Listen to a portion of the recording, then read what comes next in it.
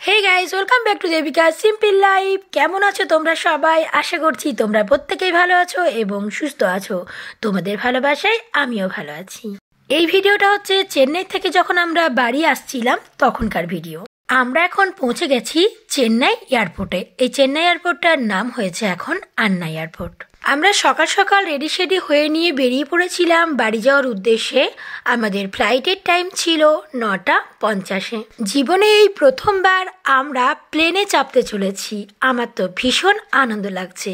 অবশেষে পৌঁছে গেছি চেন্নাই এয়ারপোর্টে। তোমরা কে কে প্লেনে চেপেছো এবং তোমাদের কেমন লেগেছে কমেন্টে জানাতে ভুলো না যেন। আবার চেন্নাইয়ের জায়গাগুলো খুব সুন্দর। ওইদিকে এখন যাচ্ছে মেট্রো। আমরা পৌঁছে গেছি চেন্নাই এয়ারপোর্টে। চেন্নাই এয়ারপোর্টটা কিন্তু ভীষণ সুন্দর একটা এয়ারপোর্ট। আমরা এখন লাগেজ ট্যাগেজ নিয়ে এন্ট্রি করছি। এখানে এখন ব্যাগটাকে একটু ওজন করে নিতে হচ্ছে। ব্যাগের ওজনটা হতে হবে 15 কেজি, হাতে থাকতে হবে 7 কেজি, বা ব্যাগে যদি নিতে চাও তাহলে একবারে 22 কেজি নেওয়া যেতে পারে। এখানে যে স্ক্রিনটা তোমরা দেখতে পাচ্ছ, এখানে ফ্লাইটের টাইম লেখা আছে, কোন কোন গেট নম্বরে কোন কোন ফ্লাইট আসবে সেটা। তারপর এখানে তোমাদেরকে খুঁজে নিতে হবে। আমরা যেমন যাচ্ছি ইন্ডিগোতে, তাই ইন্ডিগো এয়ারলাইনে আমরা চলে এসেছি।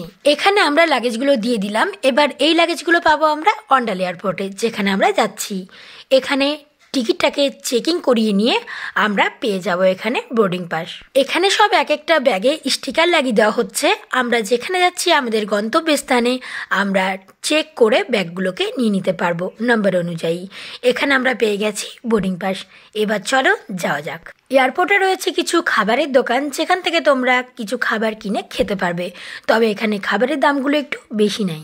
এখানে এখন চেকিং করা হবে, একদিকে ছেলেদের লাইন আর একদিকে মেয়েদের লাইন। এখানে চেকিং করার আগে কিন্তু নিজেদের যে সমস্ত জিনিসগুলি থাকবে, ফোন, পার্স, বেল্ট, ঘড়ি, সমস্ত কিছু কিন্তু জমা দিতে হবে। চেকিং করার পর কিন্তু তোমরা সেইগুলি আবার ফেরত পেয়ে যাবে। যখন বোর্ডিং পাসটা দেওয়া হবে সেখানে কিন্তু লেখা থাকবে কোন গেট নাম্বারে তোমাদের ফ্লাইট আসতে চলেছে।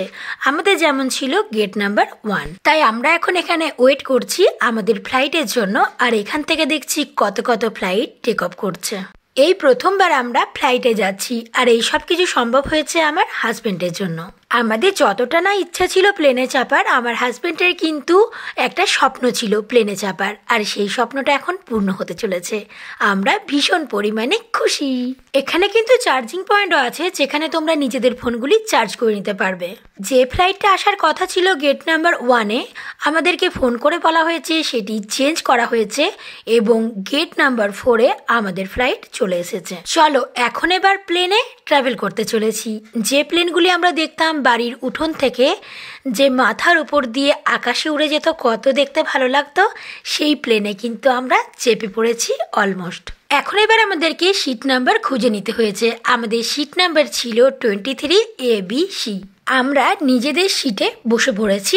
এখন প্লেনটা ভেতর থেকে দেখতে কেমন হয় তোমাদেরকে এক ঝলক দেখিয়ে দিলাম। তোমরা কে কে প্লেনে চেপেছো এবং তোমাদের কেমন লেগেছে কমেন্টে কিন্তু জানিও। আর কে কে চাপোনি, কার কার চাপার শখ আছে সেটাও কিন্তু জানিয়ে দিও। এখন এবার আমাদের ফ্লাইট টেক অফ করছে। আমাদের টাইম ছিল 9:50 থেকে 12টা অবধি।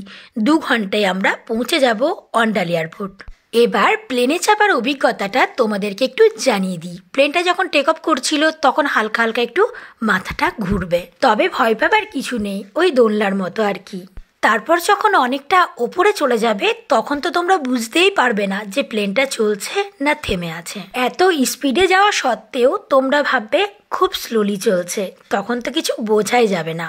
আবার যখন এদিক ওদিক ইউটার্ন নেবে তখন কিন্তু একটু বুঝতে পারবে যে প্লেনটা এদিক ওদিক যাচ্ছে। তবে হ্যাঁ, আমার একটা সমস্যা হয়েছিল প্লেনে চাপার পর। জানি না তোমাদের এই সমস্যাটা হয়েছে কি না। প্লেনে অনেকটা ওপরে ওঠার পর কানগুলো যেন বন্ধ হয়ে যাচ্ছিল একবার করে, এবং কানগুলো একবার করে খুলে যাচ্ছিল। তোমাদেরও কি এমনটা হয়েছে? যদি হয়ে থাকে জানিও কিন্তু। এখন আমরা এতটাই ওপরে চলে এসেছি, নিচের দিকে তাকিয়ে দেখছি মেঘ, এবং ওপরেও আছে মেঘ। মেঘের মাঝখানের অবস্থায় আছি আমরা। আমাদের ভীষণ পরিমাণে ভালো লাগছিল। আর সূর্যটাও যেন কাছ থেকে দেখা যাচ্ছিল। তবে প্লেনটা যখন একটু হালকা হালকা নিচে নামছিল তখন ছোট ছোট ঘরবাড়ি কিন্তু দেখা যাচ্ছিল অনেক দূর থেকে। তারপর প্লেনটা যখন ল্যান্ডিং করবে তখন কিন্তু মনে হবে সেই যেন নাগরদোলনার থেকে তোমরা নিচে কেমন নেমে যাও সেরকম। তাহলে আমার প্লেনে চাপার অভিজ্ঞতাটা তোমাদেরকে জানিয়ে দিলাম। এখন আমাদের ফ্লাইট ল্যান্ড করছে। আমরা অবশেষে পৌঁছে গেছি আমাদের নিজেদের গন্তব্য স্থানে। প্লেনে দুটি গেট থাকে, তোমরা যে কোনো গেটের দিকে নামতে পারো। আমরা ব্যাক সাইডে গেট দিকে নেমে পড়েছি। এখন প্লেনটা দূর থেকে ঠিক অনেকটা ছোট দেখায়, কিন্তু সামনে এলে বোঝা যায় প্লেনটা ঠিক কতটা বড়। এখানে ইন্ডিগোর একটা বাস দেওয়া হয়েছে। প্লেন থেকে নেমে নিয়ে এই বাসে করেই কিন্তু আমাদেরকে পৌঁছাতে হবে এয়ারপোর্ট। এই যে প্লেনটিকে তোমরা দেখতে পাচ্ছ, এই প্লেনটি করেই কিন্তু আমরা এসেছি। আর বাস থেকে প্লেনটিকে দেখতে দেখতে অবশেষে পৌঁছে যাচ্ছি এয়ারপোর্টের দিকে। এই যে গাড়িগুলি তোমরা দেখতে পাচ্ছ, আমাদের সমস্ত লাগেজগুলি কিন্তু এই গাড়িতে করে আনা হয় এয়ারপোর্টে। এখন আমরা বাস থেকে নেমে পড়েছি। অবশেষে আমরা পৌঁছে গেছি অন্ডাল এয়ারপোর্ট। আর এই অন্ডাল এয়ারপোর্টের নাম হচ্ছে কাজী নজরুল ইসলাম এয়ারপোর্ট। এবার এখান থেকে আমাদের লাগেজগুলি নিয়ে আমরা সোজা পৌঁছে যাব আমাদের বাড়ি। এখানে নিজেদের লাগেজগুলিকে চিনে নিয়ে নিতে হবে। আমরা এখানে নিজেদের লাগেজগুলি নিয়ে নিয়েছি। এখন এখানে একটা কথা বলে রাখি, কোনো এয়ারপোর্টে কিন্তু অটো টোটো ঢুকতে দেওয়া হয় না। এখানে 4 চাকা করে কিন্তু তোমাদেরকে যেতে হবে নিজেদের গন্তব্য স্থানে। চলো তাহলে ভিডিওটা ছিল জাস্ট আমার এই পর্যন্ত। কেমন লাগলো ভিডিওটা জানাতে কিন্তু ভুলো না। তোমরা সবাই খুব খুব ভালো থেকো এবং সুস্থ থেকো। চলো তাহলে টাটা বাই বাই, ভালো থেকো সবাই।